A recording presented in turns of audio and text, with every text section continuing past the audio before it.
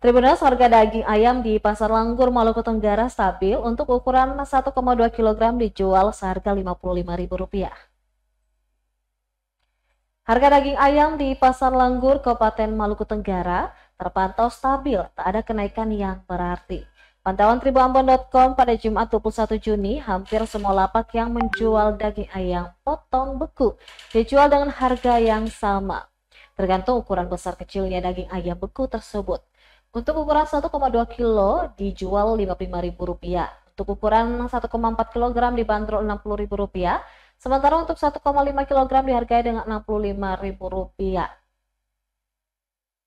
Dan yang paling besar untuk ukuran 1,8 kg masih di angka sama, yakni Rp80.000. Menurut salah seorang pedagang, harga daging ayam relatif terjangkau, jarang baru ada lonjakan harga karena stoknya dipasok secara berkala oleh agen penyalur. Dijelaskan untuk beberapa pekan ini penjualan meningkat imbas dari mahalnya harga ikan. Sejumlah konsumen beralih ke daging ayam. Sementara untuk harga daging sapi per kilo dibanderol Rp200.000.